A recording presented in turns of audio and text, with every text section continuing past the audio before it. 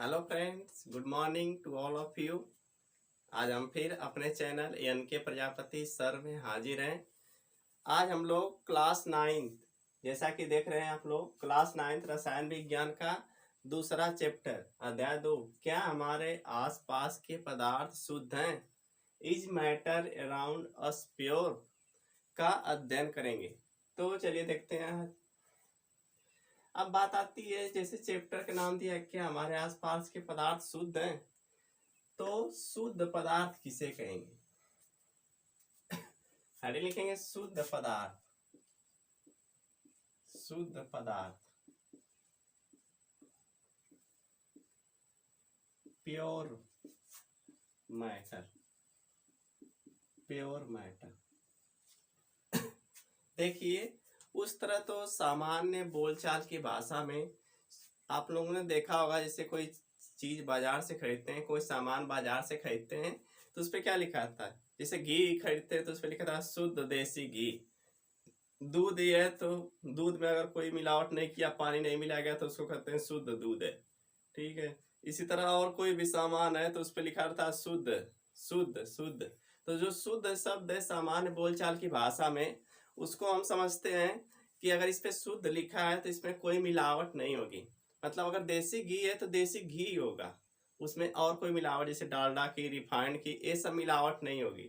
तो उसको हम लोग क्या कहते हैं? सामान्य भाषा में शुद्ध कहते हैं। लेकिन रसायन विज्ञान में शुद्ध पदार्थ उसे नहीं कहेंगे जो आप लोग देखते हैं। तब कहेंगे शुद्ध पदार्थ किसे कहेंगे? तो जो वैज्ञानिक हैं या जो रसायनज्ञ हैं वो मानते हैं कि शुद्ध पदार्थ उसे कहते हैं जिसके सभी भागों के गुणधर्म समान हो तथा जिनके अणुओं की रासायनिक संरचना भी एक जैसी हो। ठीक है।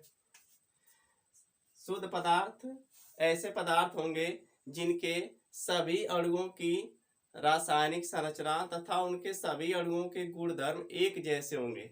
जैसे जितने भी तत्व आप लोग देखते हैं, जैसे हम आयरन ही ले लें, ठीक है, Fe को आयरन कहते हैं या इसी को फेरस भी कहते हैं, फेरस। जैसे आयरन को ही देख लीजिए, अगर हम आयरन तत्व की बात करते हैं, मान लीजिए आयरन तत्व है तो उसके अणु जो होंगे, जो आयरन तत्व अणुओं या परमाणुओं से मिलकर बना होगा, उसके सभी परमाणु एक जैसे होंगे। ये नहीं कि उसमें कुछ आयरन के हैं तो कुछ हीलियम के, कुछ लिथियम के, कुछ सोडियम के, कुछ मैग्नीशियम के, नहीं। अगर आयरन आप लोग लिए तत्व तो उसमें जो सभी परमाणु होंगे, जो परमाणु यहाँ होगा या जो अणु यहाँ होगा, जो गुण इसका होगा वही गुण जितना भी आयरन होगा आपके पास, सभी का गुण एक जैसा होगा। तो वैज्ञानिक इसे क्या कहते हैं? शुद्ध पदार्थ कहते हैं। तो वैज्ञानिकों की भाषा में या रसायनज्ञों की भाषा में शुद्ध पदार्थ हम उसे कहते हैं जिसके सभी अणुओं के गुणधर्म एक जैसे हो तथा सभी अणुओं की रासायनिक संरचना समान हो। लिखेंगे इसमें ऐसे पदार्थ, शुद्ध पदार्थ परिभाषा लिखेंगे, ऐसे पदार्थ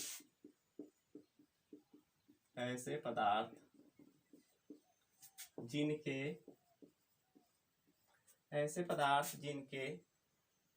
अणुओं के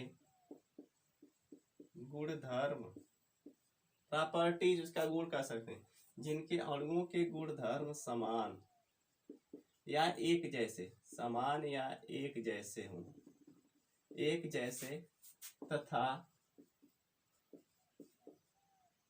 जिनके अणुओं के गुणधर्म समान तथा जिनकी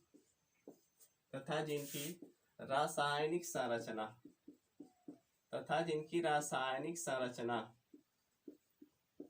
समान होती है, जिनकी रासायनिक संरचना समान होती है, उन्हें क्या कहते हैं? शुद्ध पदार्थ कहते हैं। ठीक है। ऐसे पदार्थों को, यानी जो शुद्ध पदार्थ होंगे केमिस्ट्री में या जो भी कर लीजिए शुद्ध पदार्थ, ऐसे पदार्थों को हम किसी भी भौतिक या रासायनिक विधि द्वारा दो या दो से अधिक पदार्थों में नहीं विभक्त कर सकते। आगे लिखेंगे इन पदार्थों को हम भौतिक या रासायनिक विधि द्वारा रासायनिक विधि द्वारा दो या दो से अधिक पदार्थों में नहीं बांट सकते। दो या दो से अधिक, दो या दो से अधिक पदार्थों में नहीं बांट सकते, पदार्थों में नहीं बांट सकते। ये हो गया शुद्ध पदार्थ। पूछा जाएगा शुद्ध पदार्थ किसे कहते हैं, तो बताएंगे शुद्ध पदार्थ वे होते हैं जिनके सभी अणुओं के गुण धर्म एक जैसे हों। मतलब अभी समझाया ना, जैसे कोई पदार्थ रहेगा उसके अणु जितने भी अणु से वह मिलकर बना रहेगा सबके गुण एक जैसे दिखने चाहिए, ठीक है। तथा उनकी अणुओं की जो रासायनिक संरचना होती है, जो केमिकल स्ट्रक्चर होता है, वो अभी सबका एक जैसे रहे, तभी उसको क्या कहेंगे, शुद्ध पदार्थ कहेंगे। और शुद्ध पदार्थ को हम किसी भी भौतिक या रासायनिक विधि द्वारा और दो या दो से अधिक पदार्थों में नहीं बांट सकते। आगे देखेंगे, जैसे इसमें लिख लेंगे उदाहरण, जैसे जितने भी तत्व हैं सभी शुद्ध पदार्थ हैं। जैसे हाइड्रोजन हो गया, हीलियम हो गया, ऑक्सीजन हो गया, नाइट्रोजन हो गया, etc। जितने भी तत्व हैं और यौगिक सभी क्या हैं, शुद्ध पदार्थ कहे जाते हैं, ठीक है। नोट करेंगे इसको।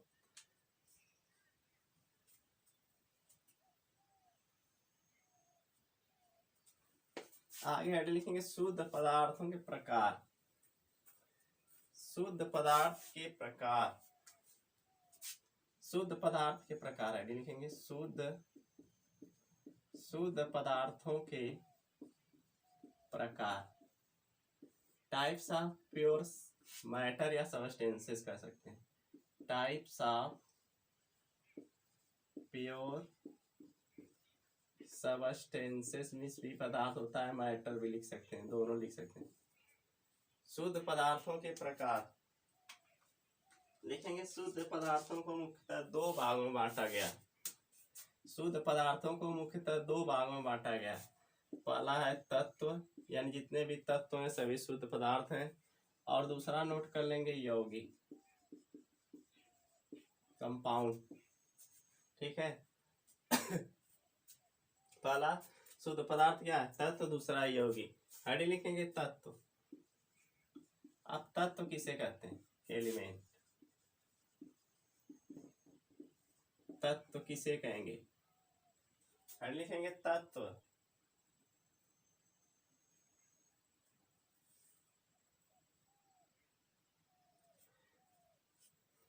लिख चुके। शुद्ध पदार्थों के दो भागों में बांट के देखा जाता है, तत्व और यौगिक। तो ऐसे शुद्ध पदार्थ, तत्व कोई पूछेगा तत्व किसे कहते हैं, तो आप लोग बताएंगे वही हाइड्रोजन है, हीलियम, लिथियम, बेरिलियम, यही सब 118 जो तत्व हैं उसी के नाम लगेंगे गिनाने। लेकिन उसकी परिभाषा क्या बताएंगे आप लोग, तो बताएंगे तत्व एक प्रकार के शुद्ध पदार्थ होते हैं जिन्हें किसी भी भौतिक या रासायनिक विधि द्वारा दो या दो से अधिक भिन्न गुणों वाले पदार्थों में नहीं विभाजित किया जा सकता। लिखेंगे तत्व, दूसरे पेंस लिखेंगे। तत्व एक प्रकार के शुद्ध पदार्थ होते हैं। लिखेंगे तत्व एक प्रकार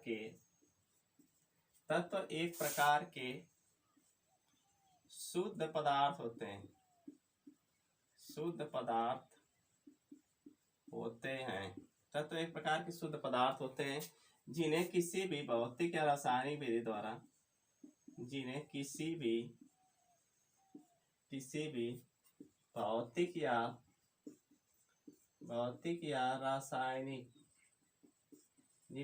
भौतिक या रासायनिक विधि द्वारा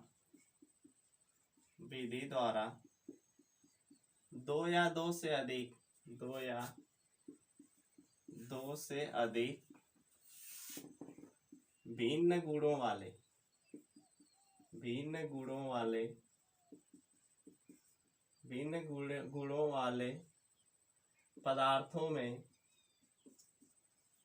वाले पदार्थों में विभाजित नहीं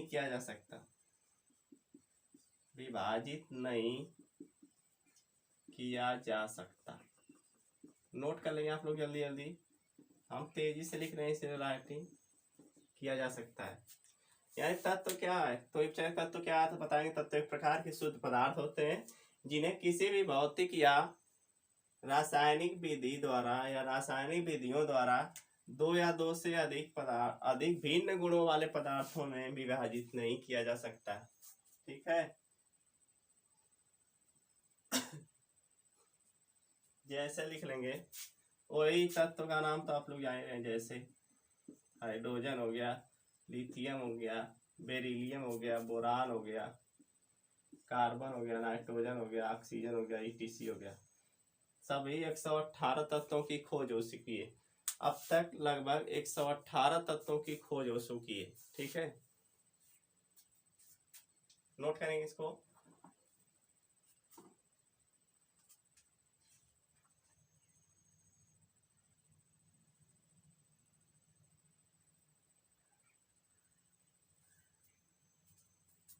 चलिए, मुझे आशा नोट कर चुके होंगे। अगला लिखेंगे यौगिक। हेडिंग लिखेंगे यौगिक। यौगिक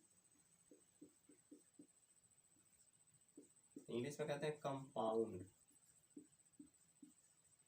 COMPOUND, कंपाउंड, यौगिक।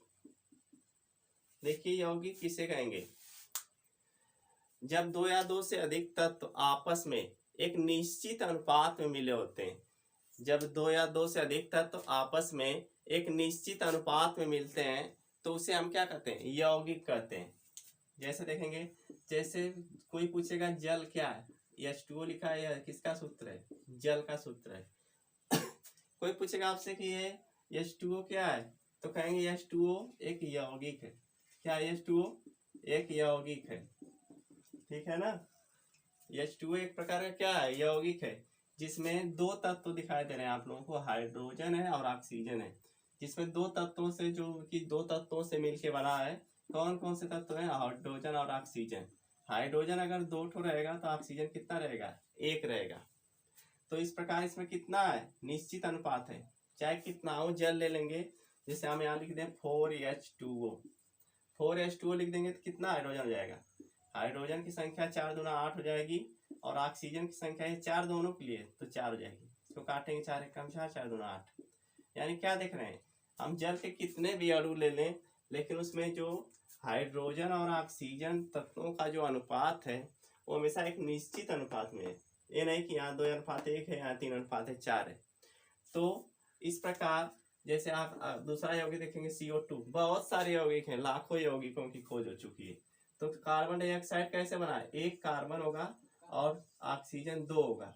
ठीक है, इसलिए कार्बन डाइऑक्साइड में कार्बन और ऑक्सीजन का अनुपात कितना होगा? 1:2। चाहे एक मालिक्यूल ऑक्सीजन कार्बन डाइऑक्साइड लीजिए, चाहे 2 मालिक्यूल, जैसे 2CO2 ले रहे हैं तो यहाँ कार्बन कितना है? 2 है, और ऑक्सीजन कितना है? 4 है। तो 2 एक कम 2, 2 दूना 4। यानी कार्बन और ऑक्सीजन का अनुपात कितना है? कितना हो? कार्बन डाइऑक्साइड ले लेंगे, उसमें कार्बन और ऑक्सीजन का अनुपात हो जाएगा 1:2।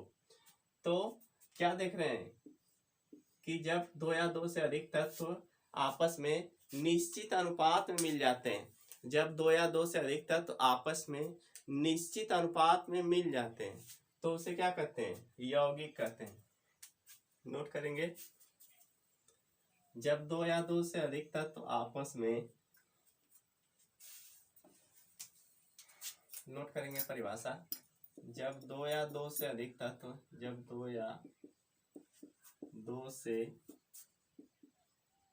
अधिक तत्व आपस में निश्चित सबको अंडरलाइन करिए, निश्चित अनुपात में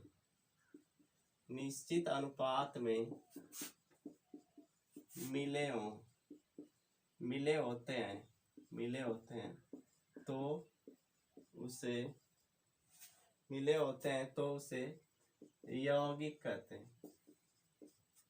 यौगिक कहते हैं। जब दो या दो से अधिक तत्व एक निश्चित अनुपात में मिले होते हैं तो उसे यौगिक कहते हैं। जैसे एग्जाम्पल बताए ना, जैसे वाटर में क्या है? हाइड्रोजन और ऑक्सीजन का जो अनुपात है 2:1 है। ठीक है। अगला लिखेंगे CO2। CO2 में कार्बन और ऑक्सीजन का जो अनुपात है क्या है, 1:2 है, ठीक है। उसी तरह अगर हमने Cl ले लें तो नमक जिसको कहते हैं आप लोग, तो इसमें 1:1 है, एक ठो Na एक ठो Cl, यार दोनों की मात्रा बराबर बराबर रहेगी। जैसे SO2 ले लेंगे सल्फर डाइऑक्साइड, तो 1 सल्फर है इसमें तो 2 ऑक्सीजन है, तो अनुपात क्या हो जाएगा, 1:2। इस प्रकार क्या देख रहे हैं, सभी यौगिकों में तत्वों का जो अनुपात है एक निश्चित अनुपात में, ये नहीं कि कहीं घट रहा तो कहीं बढ़ रहा है, ठीक है। चाहे कहीं से भी कार्बन डाइऑक्साइड प्राप्त करेंगे, उसमें सी और कार्बन और ऑक्सीजन का अनुपात हमेशा 1:2 ही रहेगा, जैसे इसके पहले समझाया ना अभी, नोट कर लेंगे इसको।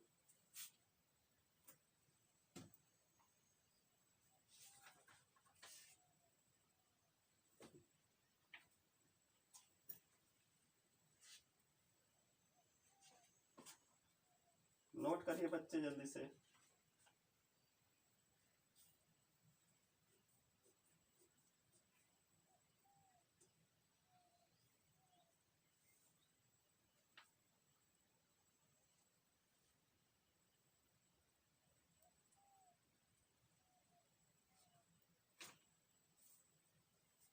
चलिए मिटा रहे हैं।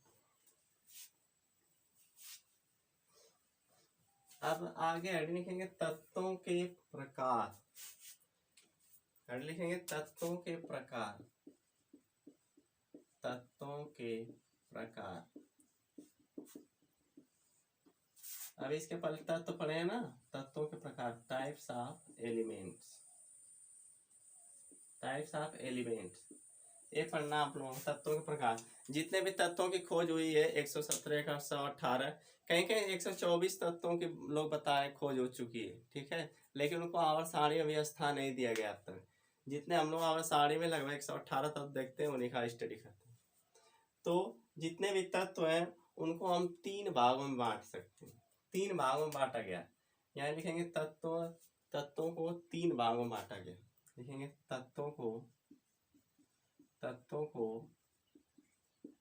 3 भागों में बांटा गया, 3 भागों में बांटा गया है। पहला लिखेंगे धातु, दूसरा लिखेंगे अधातु, धातु अधातु, और तीसरा लिखेंगे उपधातु। धातु को इंग्लिश में कहेंगे मेटल्स, इसको कहते हैं नॉन मेटल्स, नॉन मेटल्स, इसको कहते हैं मेटलॉइड्स, मेटलॉइड्स। नोट कर लेंगे। तत्वों को हम 3 भागों में बांट के अध्ययन करते हैं। जितने भी तत्व हैं उसमें से कुछ धातु हैं, कुछ अधातु हैं और कुछ उपधातु हैं। नोट करेंगे इसको। और पहले हेडिंग लिखेंगे धातु,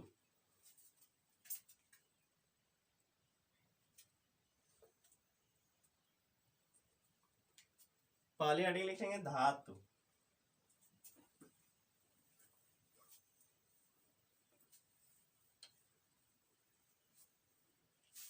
हेडिंग लिखेंगे धातु, मेटल्स।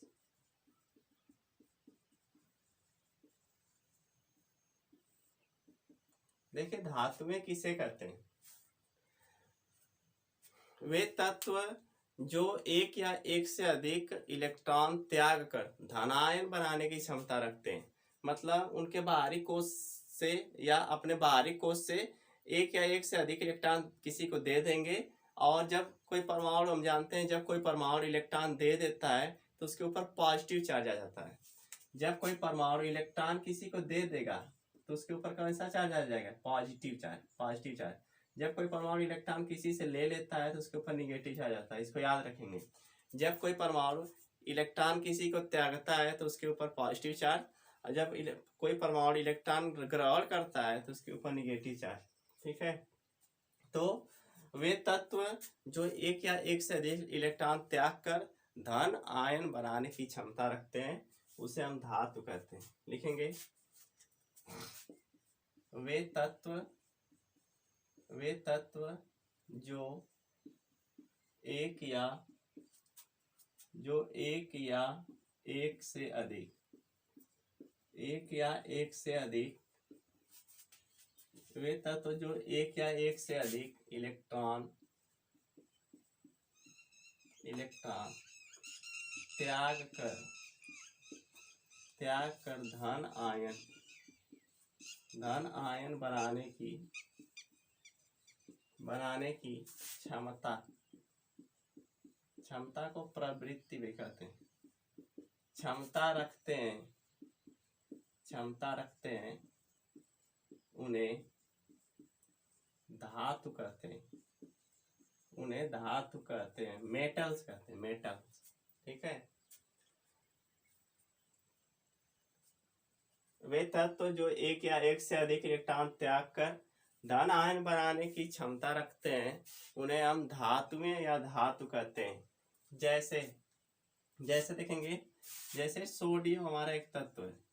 ठीक है, सोडियम एक तत्व है, तो यह क्या करता है, अपनी बाहरी कक्षा से एक इलेक्ट्रॉन त्याग देता है और धन आयन बना लेता है। इस तरह ये इलेक्ट्रॉन लिखा है ई के ऊपर माइनस है, चाहे इस तरह लिखिए चाहे इस तरह लिखिए, बात एक ही। ठीक है। जैसे मैग्नीशियम है, यह अपने बाहरी कक्षा से 2 इलेक्ट्रॉन त्याग सकता है और 2 इलेक्ट्रॉन त्याग कर इसके ऊपर 2 पॉजिटिव चार्ज आ जाता है। जो परमाणु या जो तत्व जितना इलेक्ट्रॉन त्यागेगा उसके ऊपर माइनस लगेगा, अरे उतना इसके ऊपर प्लस लगेगा। ठीक है, 1 इलेक्ट्रॉन त्यागेगा तो 1 प्लस, 2 इलेक्ट्रॉन त्यागेगा तो 2 प्लस। अब कौन परमाणु कितना इलेक्ट्रॉन त्याग सकता है उसको अभी हम बता देंगे। ठीक है, कैल्शियम जैसे लिख लीजिए, Ca डाई पॉजिटिव होता है +2 इलेक्ट्रॉन, यानी यह 2 इलेक्ट्रॉन त्याग देता है तो इसके ऊपर 2 पॉजिटिव चार्ज। उसी तरह एल्यूमिनियम है, एल्यूमिनियम अपने बाहरी कक्षा से 3 इलेक्ट्रॉन से त्याग सकता है, इसीलिए इसके ऊपर +3 या +2 लिखते हैं। देखिए कभी कभी एल्यूमिनियम के ऊपर +2 या +3 लिखा जाता है, वह उसकी परिवर्ती संयोजकता कहलाती है। जैसी आवश्यकता होती है एल्यूमिनियम कभी कभी 2 इलेक्ट्रॉन त्याग सकता है, कभी कभी 3 इलेक्ट्रॉन त्याग सकता है, तो जिसकी संयोजकता बदलती रहती है उसको कहते हैं परिवर्ती संयोजक तत्व, या और उस संयोजकता कहते हैं परिवर्ती संयोजकता। ठीक है, इसको नोट कर लेंगे। यह सोडियम, यह मैग्नीशियम, ये सभी तत्व क्या है, धातुएं जो देख रहे हैं लिखे। यह कैल्शियम, Ca को कैल्शियम, यह एल्यूमिनियम, नोट कर लेंगे। ये सब क्या है, धातु। ठीक है, नोट करेंगे, इसको मिटा रहे हैं, इसको आगे लिखेंगे। कोई पूछेगा धातु का नाम बताइए तो क्या बताएंगे, जो लिखे थे ना, सोडियम है, मैग्नीशियम है, एल्यूमिनियम है, सिलिकॉन है, फास्फोरस है, ये सब का पोटेशियम बताएंगे, जिंक बताएंगे, कॉपर बताएंगे, ये सब बताएंगे। नोट में लिखेंगे लगभग जितना भी तत्व ज्ञात है, लिखेंगे जितने भी तत्व ज्ञात हैं उसमें से लगभग 80% तत्व, जितने भी तत्व ज्ञात है 118, उसमें से लगभग 80% तत्व जो है वह धातुएं। ठीक है, और उसमें से 20% तत्व क्या है, अधातुएं। 20% तत्व अधातुएं तथा कुछ तत्व, ये लगभग में बता रहे हैं, ये लगभग, ये मत कहिएगा एग्जैक्ट एकदम, लगभग 20% तत्व धातुएं तथा कुछ तत्व उपधातु हैं। इसको नोट कर लें, उपधातु हैं। उपधातुओं की संख्या 7 या 8 है कुल मिला के। ठीक है, नोट कर लीजिए इसको। कुछ तत्व उपधातु हैं, उपधातु अभी बताएंगे, धातु पढ़ेंगे उसके बाद अधातु पढ़ेंगे उसके बाद उपधातु पढ़ेंगे। ठीक है, नोट कर लेंगे इसको।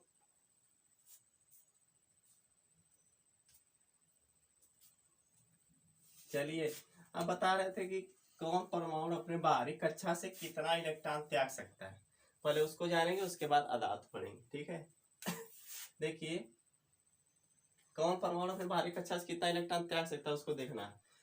जैसे हम क्या लेंगे, हाइड्रोजन है, हाइड्रोजन का परमाणु क्रमांक 1 होता है, इसके में एक ही इलेक्ट्रॉन है, जो जिसका परमाणु क्रमांक होता है वही उसमें उतना है, उसमें इलेक्ट्रॉन होते हैं, जान जाइए। तो हाइड्रोजन कितना इलेक्ट्रॉन त्याग सकता है, 1 इलेक्ट्रॉन त्याग सकता है, क्योंकि इसके बाहरी कक्षा में एक ही इलेक्ट्रॉन है। उसी तरह लिथियम लेंगे, ठीक है। लिथियम क्या होता है, लिथियम का 3 होता है, 2 और 1।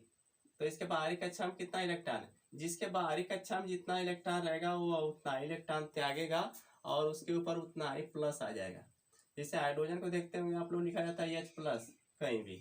तो H प्लस क्यों लिखा जाता है, क्योंकि इसके में एक ही इलेक्ट्रॉन, एक इलेक्ट्रॉन किसी को दे देता है और एक प्लस इस पे आ जाता है। उसी तरह लिथियम का परमाणु क्रमांक 3 होता है, इसका इलेक्ट्रॉनिक विन्यास करेंगे तो 2 और 1 लिखा जाता है। पहली कक्षा में मैक्सिमम 2 ही इलेक्ट्रॉन रख सकते हैं, तो पहले हम 2 भर देते हैं, एक तो बचता है और दूसरी कक्षा में जाता है। तो इसके बाहरी कक्षा में 1 इलेक्ट्रॉन होते हैं, तो इसलिए यह 1 इलेक्ट्रॉन त्याग के लिथियम प्लस बनाता है। उसी तरह सोडियम का देखेंगे, इसके ऊपर 1 प्लस क्यों लिखा जाता है, क्योंकि सोडियम का 11 होता है, इसको इलेक्ट्रॉनिक विन्यास करेंगे 2 8 1 होगा, ठीक है, 2 8 1। तो इसके बाहरी कक्षा मतलब जो सबसे बाहर लिखा गया इलेक्ट्रॉन, ठीक है। तो बाहरी कक्षा में 1 इलेक्ट्रॉन है, इसलिए यह है कि 1 इलेक्ट्रॉन किसी को देकर यहाँ सोडियम प्लस बना लेता है, 1 प्लस। उसी तरह मैग्नीशियम का देखेंगे तो 12 होता है, तो 2 8 2। इसके बाहरी कक्षा में 2 इलेक्ट्रॉन है, तो यह 2 इलेक्ट्रॉन किसी को दे देता है, इसलिए मैग्नीशियम के ऊपर 2 पॉजिटिव होता है ना, जो जितना इलेक्ट्रॉन किसी को देगा उतना इसके ऊपर पॉजिटिव चार्ज आएगा, ठीक है। अब एल्यूमिनियम का 13 होता है, देख लीजिए 13, तो 2 8 3। इसके बाहरी कक्षा में 3 इलेक्ट्रॉन, इसलिए क्या करता है 3 इलेक्ट्रॉन किसी को देकर 3 पॉजिटिव इस पे आ जाते हैं, ठीक है। इस तरह जो परमाणु जितना इलेक्ट्रॉन अपने बाहरी कक्षा से त्यागेगा उतना ही उस पर पॉजिटिव या निगेटिव चार्ज, पॉजिटिव चार्ज आ जाते हैं सारे, ठीक है। नोट कर लेंगे इसको। अब कहेंगे इलेक्ट्रॉन परमाणु इलेक्ट्रॉन बाहरी कक्षा का क्यों त्याग दे रहा है, क्यों पॉजिटिव निगेटिव बन जा रहा है। तो यह देख रहे हैं, इसके पहले 8 8 इलेक्ट्रॉन हो जा रहे हैं सब में, तो कोई भी परमाणु चाहता है कि हमारे बाहरी कक्षा में 8 इलेक्ट्रॉन रहे, तो वह अष्टक को पूरा करने के लिए या 8 इलेक्ट्रॉन को पूरा करने के लिए चाहे किसी से इलेक्ट्रॉन लेकर पूरा करता है, चाहे किसी को इलेक्ट्रॉन देकर। अगर देने में आसानी रहेगी तो दे देता है, और लेने में आसानी रहती तो ले लेता है, ठीक है। जैसे कार्बन के बाहरी कक्षा में 4 इलेक्ट्रॉन है, तो न किसी को देता है न किसी से लेता, वह किसी के साथ साझा करता है, ठीक है।